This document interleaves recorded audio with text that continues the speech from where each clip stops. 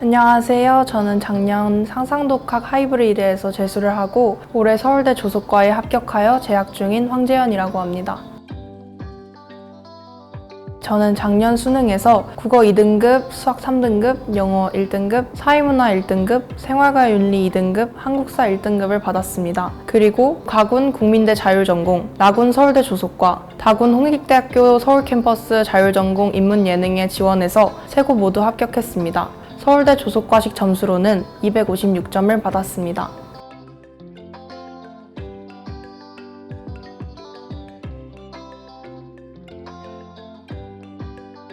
현역 때 홍익대학교 조속과 수시에서 1차를 합격했음에도 서울대에 진학하고자 하는 욕심이 생겨서 2차 면접을 가지 않고 정시까지 이어나갔었습니다. 작년에도 환삼 점수 255.5점으로 성적이 낮지 않았고 나름의 실기에 대한 자신감이 있었어서 합격을 기대했지만 가나 다군을 모두 떨어지면서 사실 많이 상심했었습니다. 다시 입시를 시작할 때 자신을 돌아보는 시간을 먼저 가졌었는데 실기 준비에서 많이 미흡했구나 하는 판단을 내릴 수 있었고 서울대학교 조속과에 진학하고자 하는 욕심이 컸어서 수시로 홍대를 다시 지원하기보다는 수학을 해서 다군 홍대 서울을 안정적으로 붙여놓고 서울대 실기에만 몰입해서 도전해보자 하는 판단을 내렸습니다.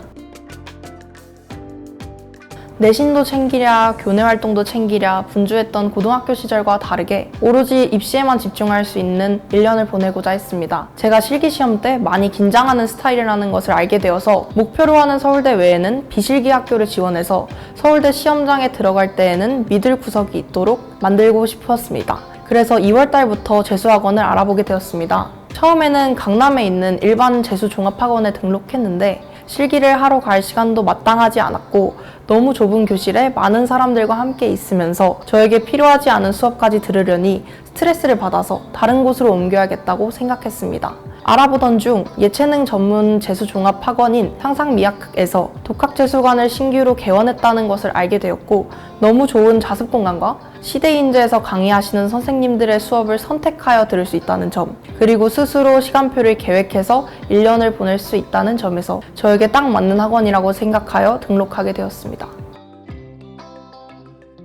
저는 10월달까지 주 2일은 실기를 하루 종일 하고 하루는 반나절 정도 실기학원을 갔습니다. 그래서 절대적인 공부량이 아쉬울 수밖에 없었는데요. 선택과 집중을 해야 한다는 생각에 공부 시간 배분에 있어서도 고민이 많았던 것 같습니다.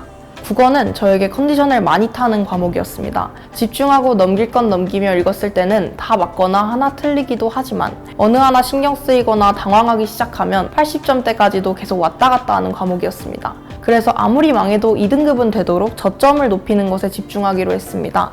수능날 첫 시험 때 망했다는 생각으로 뒤에 이어지는 과목들에 영향을 주지 않게끔 국어를 대하려고 했습니다. 저희는 수능이 끝이 아니니까요.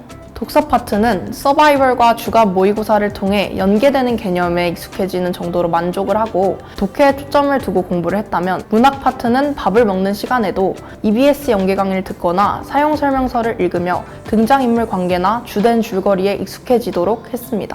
사회탐구는 현역 수능 때 2과목 다 만점을 받아서 6월 모의고사 이전까지는 잊어버리기 쉬운 과목인 생활과 윤리는 계속 김미양 선생님 수업을 들으며 기억을 유지하고 사회문화는 혼자 모의고사를 푸는 정도로 감을 유지하며 다른 과목에 시간을 투자했습니다. 7월부터는 사회탐구의 비중을 늘려서 문서연 선생님의 사회문화 수업에서 서바이벌을 응시하며 허점을 찾고 잘못 알고 있었던 부분을 계속 수정하면서 빈틈을 줄였습니다. 생활과 윤리는 김미양 선생님의 커리큘럼인 피버, 파워, 터치 수업을 모두 수강하면서 따로 크게 자습 시간을 가지지 않고도 안정적으로 유지되어서 평가원 분석과 수업 복습에만 중심을 두어 공부했습니다. 수학과 영어는 서울대 입시는 둘 다 감점제이지만 제가 처음부터 홍대 서울 캠자를 마치 보험처럼 지원하고 싶은 마음이 컸기 때문에 수학에 있어서는 고민이 컸습니다. 초반 6월 전까지 모의고사를 푸는 것은 제가 따라가기에 벅찬 느낌이 있어서 대표님과 상담 끝에 다른 방법으로 해보기로 하고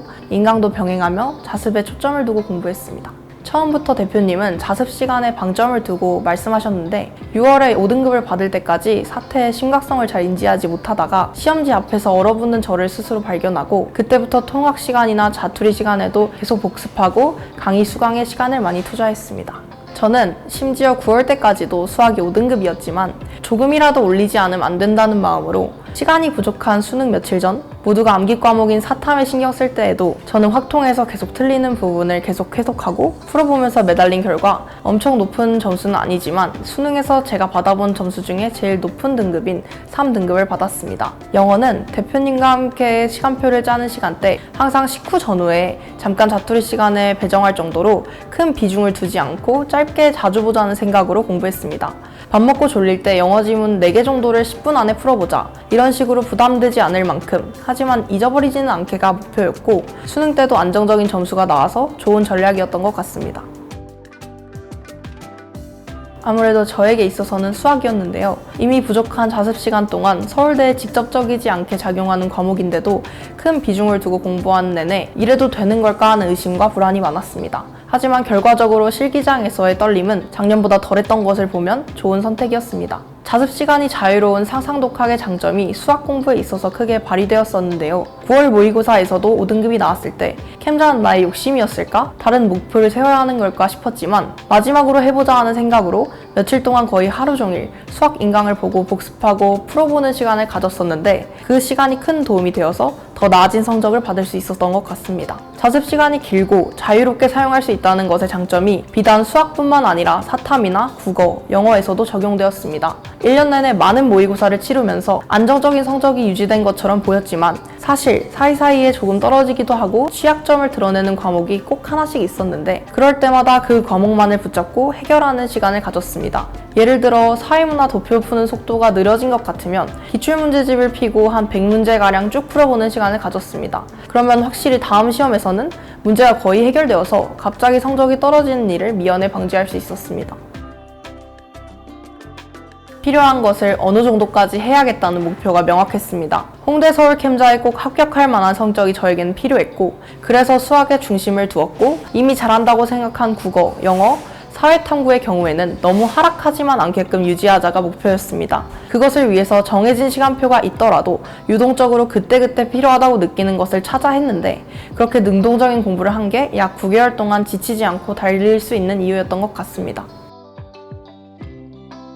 사실 저는 수능을 보기까지는 예민해지기는 했지만 크게 무너진 적은 없었던 것 같습니다. 중간에 술을 마시거나 친구들을 만나면 일시적으로 기분이 좋아지더라도 결국은 해야 할 일이 남아있는 시점에서 제 성격상 유쾌하게 즐기지는 못할 것이라는 생각이 들어서 친구를 만나는 것도 줄이고 놀고 싶은 마음도 참고 나에게만 집중하자는 생각으로 1년을 버틴 것 같습니다. 일주일에 하루 정도 쉬고 싶은 생각도 많이 들었지만 이성적으로 자습 시간이 부족한 것을 알았고 그렇다고 실기를 줄이는 것은 불안하다고 생각했기 때문에 너무 힘들 때는 맛있는 것을 나에게 사주면서 스스로 협상하고 합의하면서 목표를 생각했습니다.